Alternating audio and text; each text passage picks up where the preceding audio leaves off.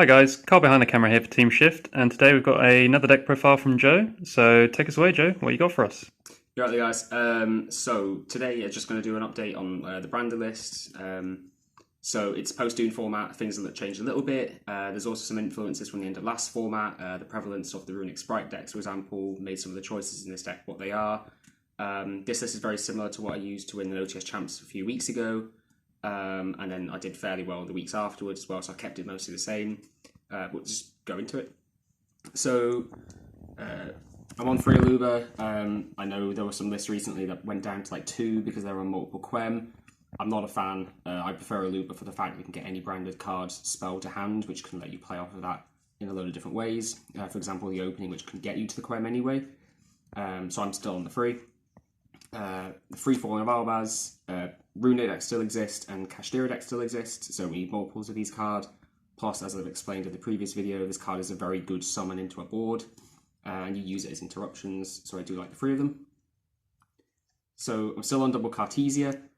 Again, Runic decks, Cash decks, you lose this card to the banish sometimes, and you can be a little bit more free with using it. The 1 Quem, again, same as last time, please make sure you read this card. It still catches people out. I still have people asking me, what does this card do? Make sure you understand that this card can reborn things like Mirror Jade from the grave. That really matters. And then I'm still on Incredible Ecclesia the Virtuous. So this was something I played for the Nationals list. I really liked it because you could summon it off of Lulu Balalith, which you could send with Granguignol. I still like it even though I'm not playing Lulu because you can play it as a going first or going second card. So you can stick it onto the board if you're going first. You can use it as a fusion material if you're going first. Let's say you've already been through your Bestial Rebellion, say you drew it. It just gives you the free fodder return for fusion material. And you can summon it off things like Quem when you trigger it, but then let's say you trigger Quem because the card left the extra deck, you can summon the Ecclesia, and then when you choose to, you can then tag it out for the Albaz to try and fuse them. Either way, I still really like it. It's great going second into boards. I'm on Spriggan's Kit. The main reason I'm on Spriggan's Kit is because I'm on not Fallen of Albaz. I'm on Branded and High Spirits. So High Spirits can search this card, and then because you are sending a fusion from the extract that mentions Albaz, you can then special this and get an extra branded search. And it allows you a little bit better grind game because you can recycle your banished in your graveyard branded spells and traps. Still on Albion, it's an upstart. And it's required for some opening plays requiring Cartesia and the Granguignol. On the Mercuria, and then we're on the Despia package still. I still think this is the best end board you could be ending on. Oftentimes if I have Branded Fusion but I also have Cartesia, I'm going down the Lubellion line now, but then also at the end of the combo using the Cartesia and the Lubellion with the Lost Up to search Mercuria, and Granguignol sending the Ad Libitum, so that you still have the Branded and Red line off that board. Speaking of, so we're on the Bestial Rebellion and the Bestial Saronir. It's really important that, going down that line where you Branded Fusion sending Bestial Rebellion. If you think you're playing into impermanence, as you can then tribute the Albion for the Rebellion, even if your Albion got impermed, and that allows you to still make plays in the end phase. And the Saronir is important as it's something you can send off Granguignol to send additional spells and traps. I'm on 2 main Bestial Magnamuts. This is mainly because I didn't find the room in the side initially when I made the list for more Bestials, and I wanted to play them. You can play these cards in your deck anyway, because you are on Light and Dark, so you don't have to rely on the opponent's graveyard. And it does have great synergy with a lot of cards in the deck, because they're dragons. So it works quite nicely there. But also, because I'm on Branded and High Spirits, this gives me extra dragon targets, so that I can use it to discard and search the kit. Also by sending Albion to the grave in the process. So onto the spells. So onto Branded Fusion. Thank you very much, Konami, for giving us this ultimate rare. It's beautiful. Free Branded Opening. Arguably one of the best cards in the deck. We're on the Branded one-offs, so Branded Lost, Branded in Red. There are times I think about playing second, but I really don't think you need to. It's certainly something you could try. Branded in High Spirits, as I've already mentioned. And the bit Branded Retribution, really nice as an interruption, but also required for some of those opening plays where you have to send this and fusion, and then add the fusion. Probably one of the best spells in the deck, Fusion Deployment, still on 3 of it, still summons Cartesia, not on Dark Magician, so it only summons Cartesia or Albaz. Yes, there are times you'll open Cartesia with this card, but I'm happy to take that for the times that I don't see Cartesia, but I do see this. Getting Cartesia into rotation is one of the most important things in the deck. Then we're on the Foolish and the Gold Sark. There's times where you side out Mercuria going second. When I do that, I'll slide out the Gold Sark, but keep the Foolish in. So then we're on to the non-engine. Call by the Grave. I'm not on the Crossout Designator. I'm not a big fan of playing Ash Blossom just so that we can cross out it. If Ash was really good in the format, and I felt that it was better over the other cards I was playing, then yes, I would consider it, but it's a lot of spots to play just so that fusion doesn't get hit. And ultimately, a response to I always get ashed is you can play better. There are better boards you can make, and there are better lines you can do, where if you were to get ashed, you really minimise the damage that ash has done. One of those things you can play in this space is TTT. This card is obviously incredible. I think this card's it's so strong for just being able to know what your opponent has, and then if you've done the lines of play where you now can still play anyway, even if you got ashed, if you then get ashed and TTT and look at their hands, obviously you can make a play based on what they have, right?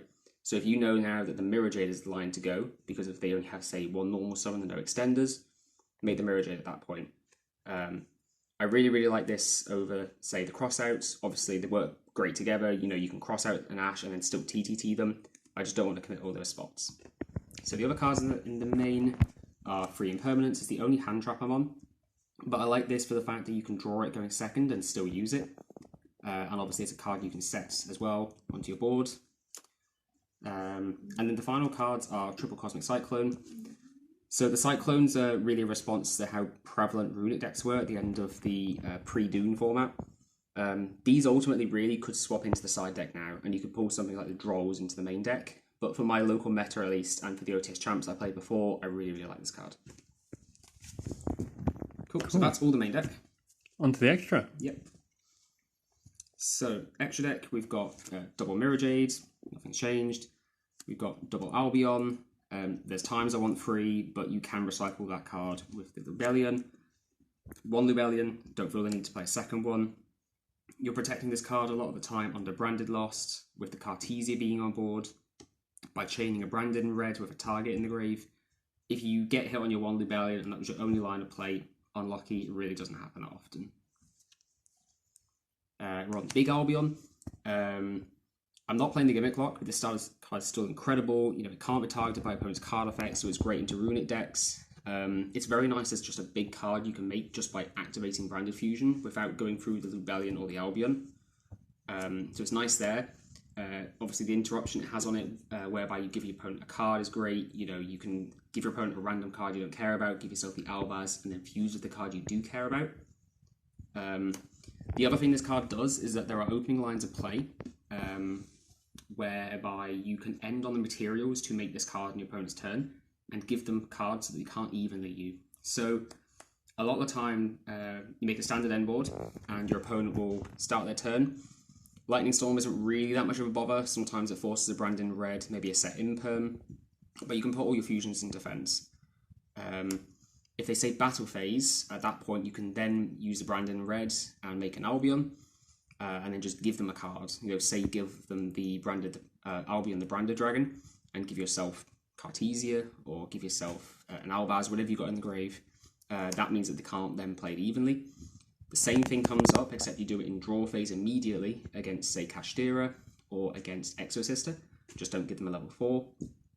Obviously, Kashtira are now going to struggle because they have a monster on board. They need the birth, plus they need the monster. They might have to Prosperate to dig for it.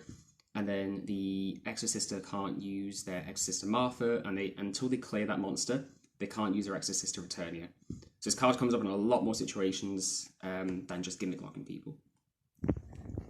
So the rest of the Albaz Dragons, we've got Rinbrum. It's nice as a free send when you don't need to search something in end phase. You just put it in the grave and let it sit there until you do need it as an interruption. Titaniclad and Sprint. Sprint's great for clearing like continuous spells and traps like Birth. The deck kind of struggles with that sometimes. And having these two together means you can use one of them to summon an Albaz in the end phase and make the other one. Oftentimes you use Titan to summon the Albaz, and then Sprint fuse with whatever they have because of its fusion material requirement. I want 2 Grand Guignol. I just wanted the second one at times so that I had a valid target to make as a fusion so that Quem could trigger. but actually playing with a second one means that you do get a lot better follow-up plays by sending, say, an extra Albion, or sending, say, a target from deck. Like you can send Adlib in the opponent's turn, for example, and now your red is better if you couldn't do it in your first turn. Despia and Quaratus, we only have one target for the Grand Guignol because of the cards I'm playing in the extra. So like I said, I'm not playing Lulu, so you can summon Quaratus or you can summon the Quem from the deck with Grand Guignol. Incredible card, essentially says your opponent can't kill you that turn. Then we've got the Dragon's Despia and the Guardian Chimera. These are the things you normally make off of branded in red. And then the final card is Boral and Furious Dragon. This card is probably the best thing I've put in the extra deck recently. Like I said before, we struggle to deal with spells and traps, particularly things like Kashtira Birth. You can out that with Guardian Chimera, but sometimes you can't do that under a macro effect. You can get to cards like Furious Dragon under macro. You'll obviously go minus, but sometimes you just take that L because it means clearing the birth. But in the grind game, this card's incredible. You can use it in your own turn and your opponent's turn, so you can use it by making a Albion the Branded Dragon often.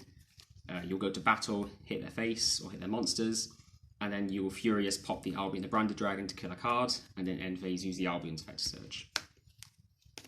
So that's the extra. And finally onto the side deck. This has changed a little bit recently. There are definitely some changes you could make based on what people are playing in your local area or what event you're going to. But I'm currently on 2DD Crow, Free Draw and Lockbird. As I said, these could go into the main. There's a lot of decks that get hit by this right now, and the Cosmics come back into the side deck. I'm on Triple Ash, Brandon, Labyrinth. My alarm's going off. So yeah, we still really like this card. We're obviously playing a lot of hand traps here, combined with the impounds in the main deck. So, having this critical mass of hand traps means you should at least see 2 of them maybe versus a combo deck. I'm on Phantasme. Again, this is a local thing. We have a lot of Rika players, a lot of Live Twin Runic Sprite players, we have some Vanquish Soul players, and you could pretty much always drop this card on them. The nice thing about Phantasme is they don't have to link summon for you to special summon Phantasme, they just have to special summon a link monster. So when you're playing second into a deck like Live Twin Runic Sprite, if they bring back their Kissakill or their Lilla, you can activate the effect of Phantasme and dig for non-engine during your own turn. We're on 2 Dark Ruler No More, 1 Harpy's Feather Duster, and 1 Bestial Magnamut.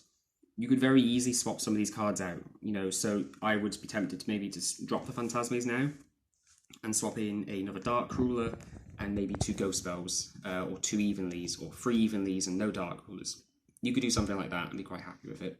There are times I think I do want more non-engine board breakers as opposed to hand traps, but as it stands right now, I've really been liking the list.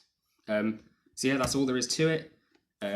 Deck's been doing fine recently. As I said, did well at an OTS championship with a list very similar to this recently, and then just been playing a lot of locals. Really enjoying the game right now, so I'm excited for the new regional season.